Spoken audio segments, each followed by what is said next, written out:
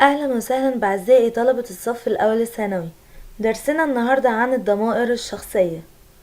دي بيرسونال برونومن، دي بيرسونال برونومن، وفيها هنتعرف على الضمائر الشخصية. أول ضمير عندي اسمه إش، إش ومعناه أنا. دو، دو أنت أو أنتي.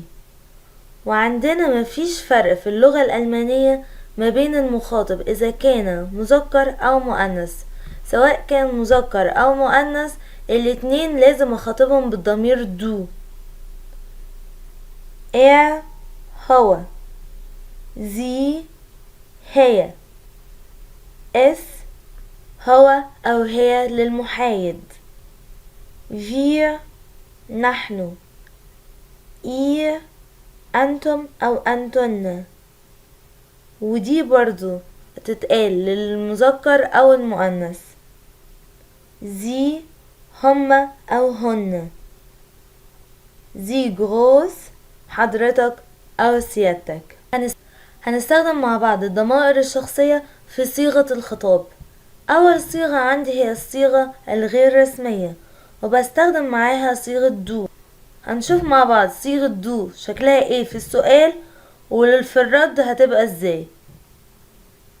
أول مثال عندي heißt du، wie heißt du، والرد عليها هيبقى ich heiße واسم الشخص اللي بيتكلم، ich heiße أندريا، ich heiße أندريا. والسؤال ده معناه ماذا تدعى. وفي شكل تاني من السؤال بيدي نفس المعنى، wer bist du، wer bist du، ومعناها من تكون أنت. والرد عليها بيبقى نفس الرد، ich bin أوليفر، ich bin واسم الشخص على سبيل المثال أوليفر. وفي حاجة لازم اخد بالي منها، ان لو لقيت اي اسم بعديه او قبليه كوما اتكلم معاه بصيغة دو. يعني مثلا علي وفي كوما بعديها woher kommst du، woher kommst du. علي اسم شخص وبعديها كوما، عشان كده عوضت عن علي بالضمير الشخصي دو لاني بستخدمها في الصيغة الغير رسمية، معناها من اين اتيت انت. ونفس الكلام وممكن برضو اسم الشخص يجي في اخر السؤال ويكون شكل السؤال كده، woher kommst du علي، woher kommst du علي. تاني صيغة عندي وهي الصيغة الرسمية، ودي بكتبها جروس يعني كبيرة، يعني أول حرف فيها بيكون كبير للتعبير عن الصيغة الرسمية. ودي بستخدمها مع الناس اللي أول مرة أشوفهم، زي مثلا لو عايزة أتعرف على اسم شخص أول مرة أشوفه وأكبر مني في السن فأقوله wie heißen Sie، wie heißen Sie. استخدمت الضمير الشخصي زي اللي أوله حرف جروس يعني كبير عشان بتكلم مع حد أكبر مني في السن بالصيغة الرسمية أو صيغة الاحترام، وهو هيرد عليا ich heiße واسمه. على سبيل المثال ich heiße رالف فيش. وفي ملحوظة كمان، لو لقيت كلمة Herr معنى سيد أو Frau معنى سيدة وبعديها أو قبليها كوما لازم أعوض بدلهم الضمير زي. يعني مثلا Herr علي كوما woher kommen Sie، woher kommen Sie. أنا هنا لازم أستخدم زي ضمير الشخص زي لأنه بيعوض عن هير علي، وهير علي فلازم أكلمه بصيغة الاحترام، وعشان كده استخدمت الضمير الشخصي زي. وبرضه ممكن يجي بالشكل ده woher kommen Sie Herr علي، يبقى Herr أو Frau ينفع تيجي في أول الجملة أو في آخر الجملة. هناخد مع بعض الضمير الشخصي er وده بستخدمه للمفرد المذكر.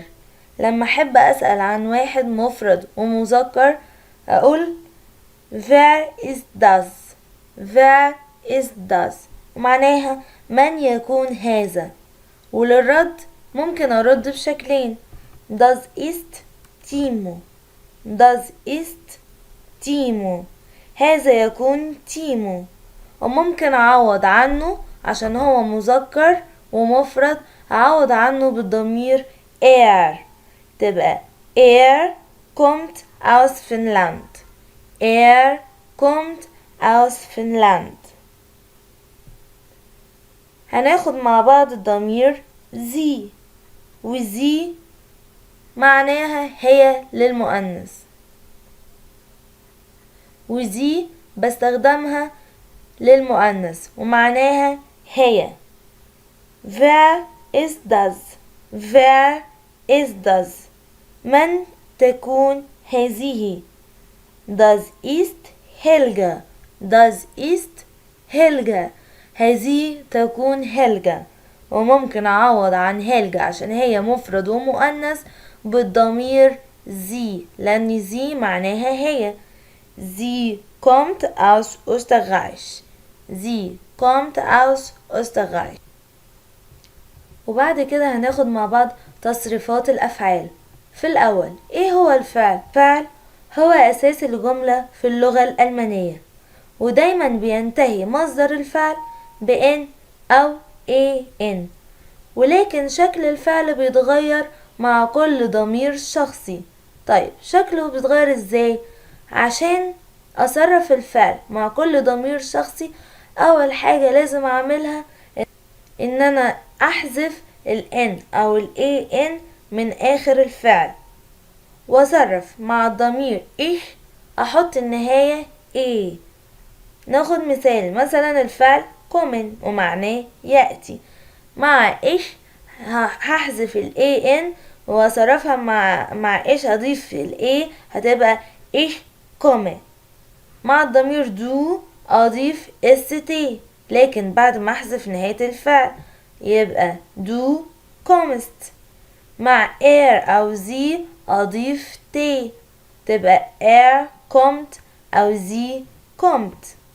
مع زي جروس هيبقى شكل الفعل زي ما هو هتكون زي كومن. ونفس الكلام بطبقه على الفعل sagen بمعنى يقول hören بمعنى يسمع fragen بمعنى يسأل schreiben بمعنى يكتب. لكن عندي في ملحوظة لو انتهى أصل الفعل بعد ما حذفت ال N أو ال AN لو انتهى بتشرف S لما اجي اصرفه مع دو مش هحط ST لا هحط T فقط زي الفعل heißen بمعنى يسمى. لما صرفه مع هيبقى عادي احذف ال AN واحط ال A نهاية مع الضمير تبقى heiße. انما مع دو بعد ما حذفت ال AN احط النهاية التصريفية T بس يبقى دو heißt. مع أو زي النهاية الطبيعية بتاعته T هتبقى أو زي heißt. مع زي هيبقى شكل الفعل زي ما هو بدون أي حذف يبقى زي heißen. لكن عندي بعض الأفعال بيحصل ليها تغيير في شكل الفعل نفسه إضافة إلى وضع النهايات التصريفية مع الضمائر الشخصية. زي ايه الأفعال اللي بيحصل فيها تغيير في شكلها في الشكل نفسه؟ زي الفعل sprechen بمعنى يتحدث. لما يجي أصرفه مع الضمير الشخصي أحذف ال AN وهيبقى شكله زي ما هو يبقى sprechen. لكن التغيير بيحصل مع الضمير الشخصي دو بعد ما حذفت ال AN لازم يتغير ال A اللي في نص الفعل هيبقى اي، تبقى du sprichst. du sprichst. مع er وزي بيحصل معاها نفس التغيير، هيبقى er أو sie spricht. er أو sie spricht. إنما مع الضمير زي بيفضل شكله زي ما هو، sie sprechen. sie sprechen. آخر شكل من الأفعال عندي هو ليه تصريف خاص. يعني ايه؟ يعني مع كل ضمير شخصي ليه تصريف مختلف عن التاني، زي الفعل زين، وزين بمعنى يكون. عندي لما يتصرف الفعل يكون مع الضمير إيش، هيبقى إيش بن. إيش بن. مع دو شكله تماما بيتغير، هيبقى دو بست. دو بست. مع إير أو زي هيبقى إير أو زي است. إير وزي است. مع زي groß sind. Sie sind.